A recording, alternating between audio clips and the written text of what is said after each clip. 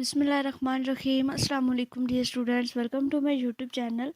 आज हम करेंगे MTS 621 रियल एनालिसिस का जो हमारा कोर्स है उसकी जो पोस्ट असेसमेंट्स हैं हमारे LMS पे, जो कि कुछ स्टूडेंट्स जो हैं वो उनको लेक्चर सुनने बगैर हम उनको नहीं कर सकते solve.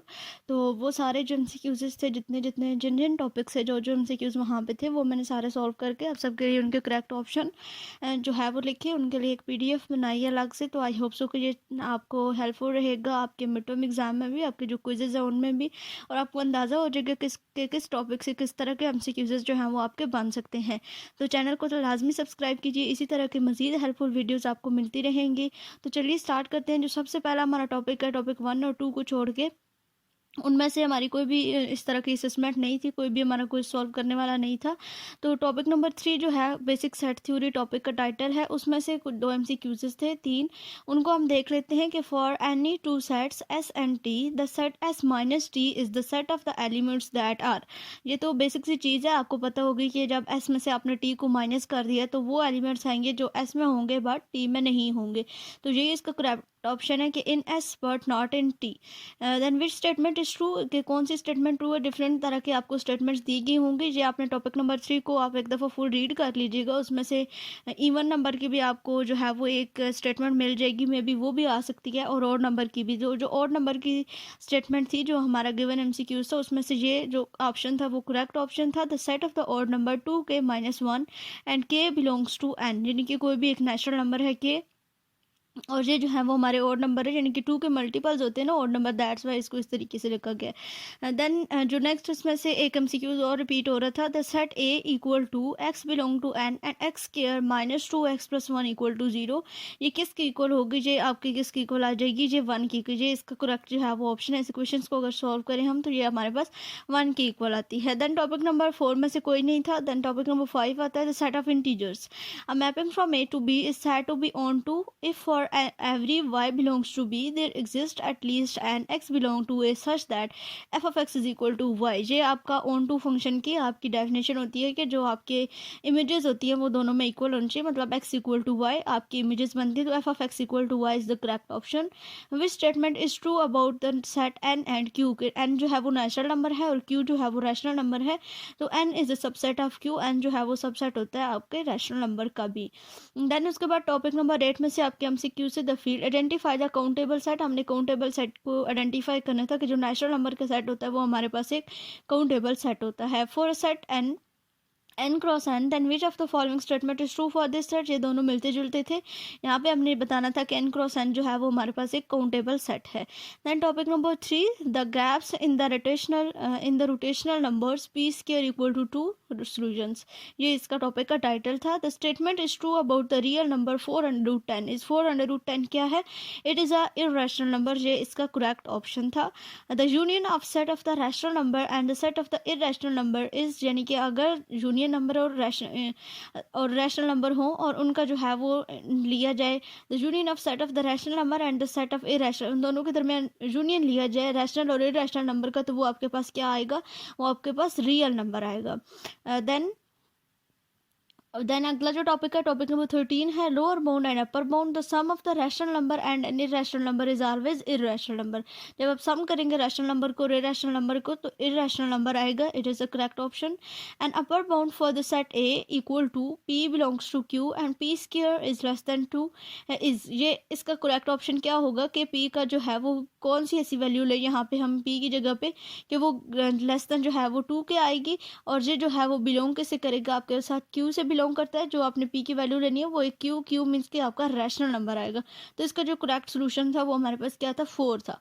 The least upper bound property topic number 15 the supremum of the topic B equal to of the set B equal to P belongs to Q and P square is less than 3 is, इसका answer क्या होगा आपके पास? √3। ये आपने topics अच्छे तरीके से देख लेने हैं, जितने टॉपिक्स में से आपके यहाँ पे MCQs रिपीट हो रहे हैं। The infimum of the point, इसका इन्फीमम क्या होगा? P square is greater than 2, then इसका इन्फीमम √2। इन्फीमम सुप्रीमम की डिटेल मेरे चैनल पे भी आपको लेक्चर्स मिल जाएंगी कुछ इसके, तो वहाँ से भी सुप्रीमम और इन्फीमम का जो कंसेप्ट है आप अपना क्लियर कर सकते हैं।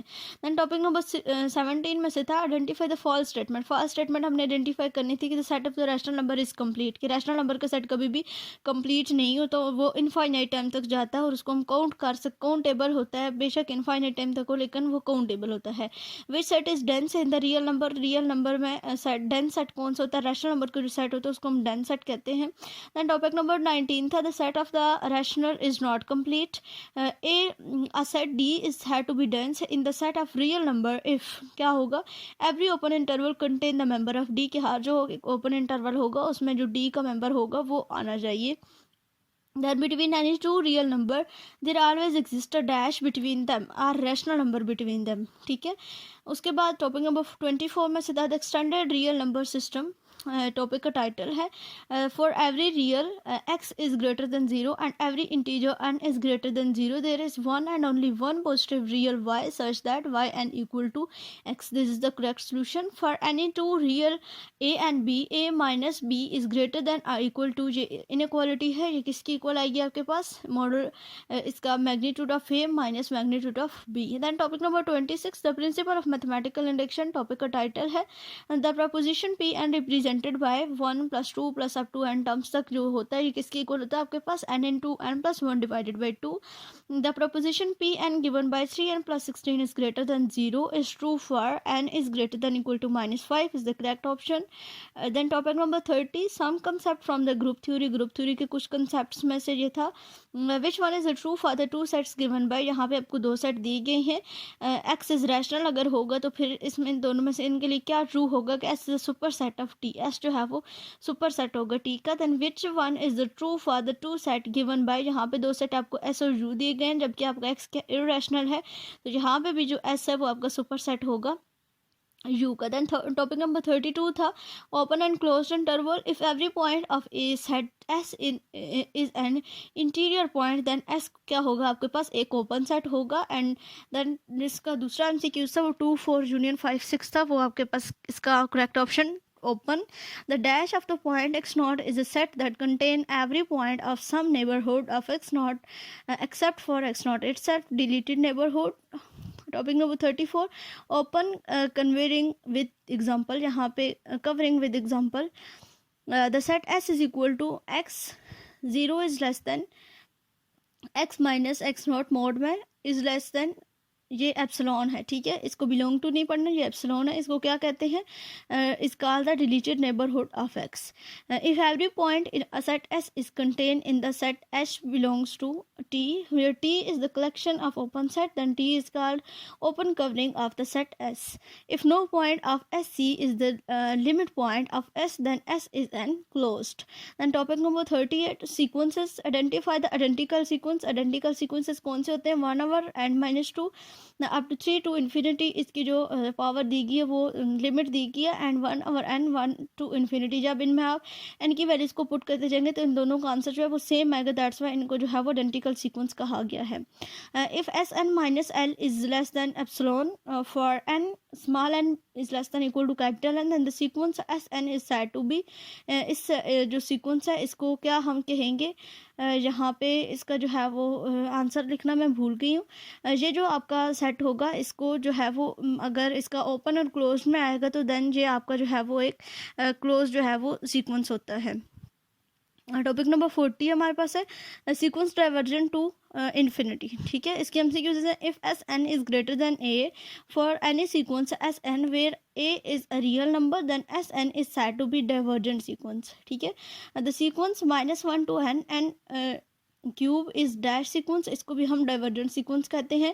Then topic number 41 bounded sequence, कौन सा सीक्वेंस होता है इसमें, विच सीक्वेंस इज बाउंडेड -1 की पावर n, ये एक बाउंडेड सीक्वेंस है। If S N is less than b for sequence S N where b is a real number then S N is इसको क्या कहेंगे, बाउंडेड अबव कहेंगे।